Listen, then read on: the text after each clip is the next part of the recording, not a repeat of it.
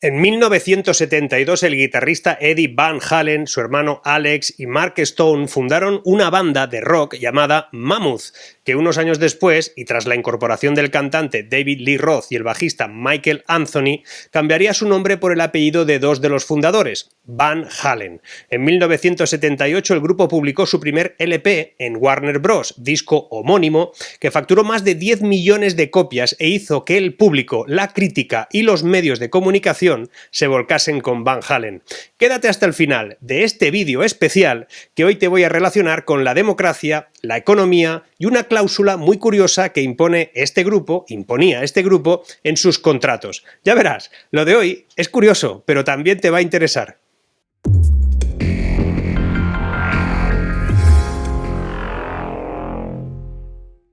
Incluso estrellas como Michael Jackson repararon en la calidad de la banda, lo que hizo que su líder, Eddie Van Halen, fuera invitado por el rey del pop a grabar el solo de guitarra de Beat It, tema incluido en el LP Thriller de 1982. Colaboraciones como esa y trabajos como Van Halen 2 o Women and Children First hicieron que a principios de los 80 Van Halen fuera uno de los grupos más populares y rentables de Estados Unidos. En la edición de 1983 del US Festival, por ejemplo, recibieron más de $1,5 millones por un solo concierto, lo que les convirtió en ese momento en la banda mejor pagada de la historia. Lejos de conformarse con eso, el grupo siguió grabando y evolucionando musicalmente y ganando una nueva audiencia. Aunque eso supusiera perder a algunos de sus primeros seguidores, ellos buscaron cómo hacerse más comerciales. Prueba de ello es que en 1984 un disco con el que irrumpieron en las listas de éxitos más importantes, Jump, que fue la que llegó a número 1 en el Billboard, se convirtió en una canción que introducía sintetizadores y arreglos mucho más comerciales. Gracias a ese trabajo, Van Halen llegó definitivamente al público mayoritario. Sus admiradores aumentaron, los auditorios para sus conciertos tuvieron que ser cada vez más grandes y sus montajes fueron cada vez más espectaculares. Una situación que también complicó la arquitectura de los escenarios, sus requisitos y sobre todo el mecanismo para el montaje. Los conciertos de rock han ido recorriendo un largo camino desde los días en que los Beatles actuaban en cuadriláteros de boxeo o en pistas de hockey y no se exigía mucho más a los promotores que les proporcionaran toallas limpias y algunas botellas de refrescos o de lo que fuera. A medida que las audiencias crecían, los promotores ganaban más y más dinero organizando esas giras, esos conciertos, lo que significaba que las estrellas de rock no solo podían cobrar precios cada vez más altos por sus actuaciones, sino que también podían exigir otros beneficios, por ejemplo, alojamientos lujosos, copiosos buffets de comida, entre bastidores, por ejemplo, y el transporte con choferes de altísima calidad. Con mucho, la más notoria de esas solicitudes caprichosas es la leyenda de que en el contrato de un concierto estándar de Van Halen se requería que se les proporcionara un tazón de M&M's en el backstage, pero con la disposición de que todos los dulces marrones debían ser eliminados a mano. De hecho, una copia de un anexo contratado en la gira mundial de 1982 de Van Halen en la sección Munchies se documenta que la banda especificaba que se les proporcionarían M&M's con la advertencia absolutamente imprescindible de cumplimiento de que no hubiera ninguno marrón. Se rumoreaba que la presencia de un solo M&M marrón en ese tazón era causa legal y suficiente para que Van Halen cancelara perentoriamente una aparición programada sin previo aviso y por lo general, pues también creaba un alboroto tremendo si eso sucedía. La legendaria cláusula del contrato no a los M&M's marrones era real, pero la supuesta motivación no lo era. La disposición de los M&M's se incluyó en los contratos de Van Halen no como un acto de capricho, sino porque tenía un propósito práctico: proporcionar una forma sencilla de determinar si las especificaciones técnicas del contrato se habían leído y cumplido en su totalidad.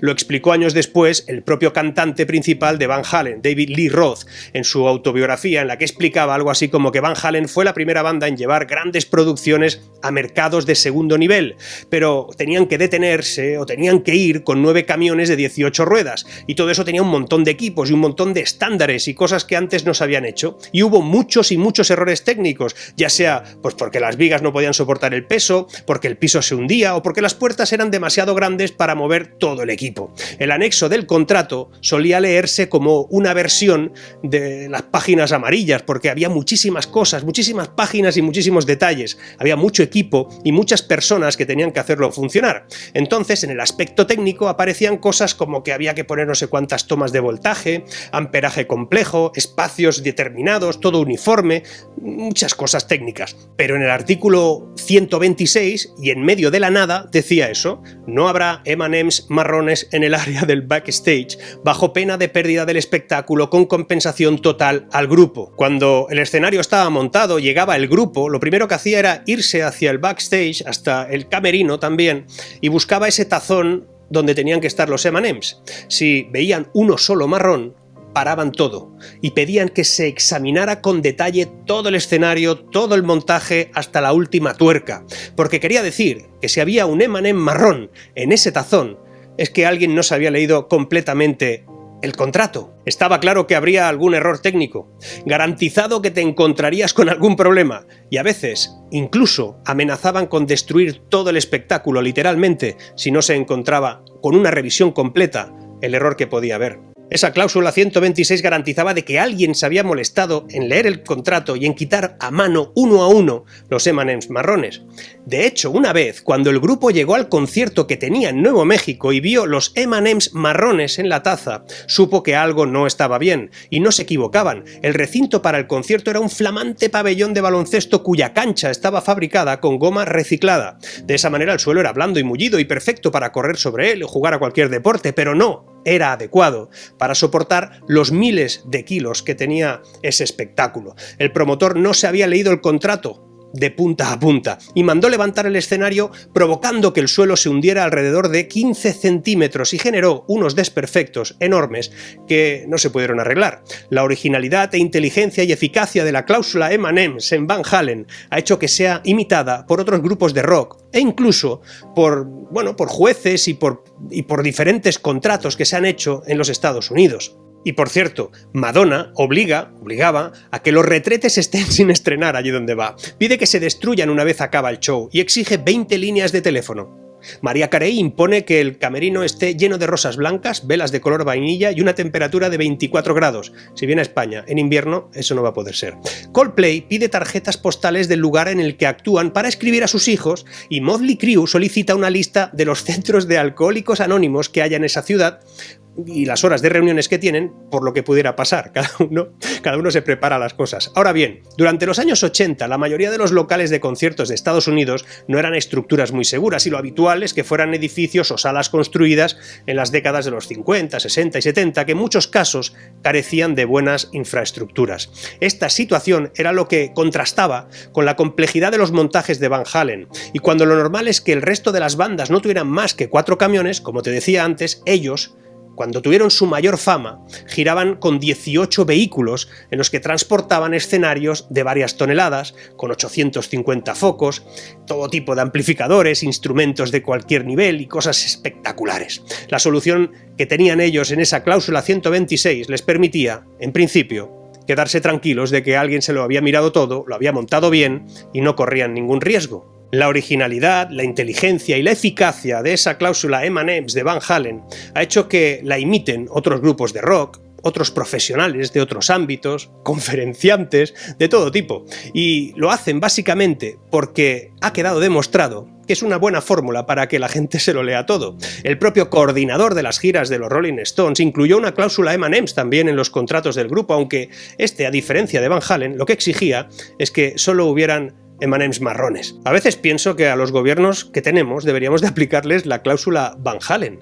Deberíamos de analizar si estimulan la empresa y el desarrollo productivo. Deberíamos analizar si aquello que prometieron, como la eficiencia y el control de actividad económica, se limita solo al aumento de impuestos o no. Y debería de ser básicamente para adelgazar el Estado y estimular la competitividad.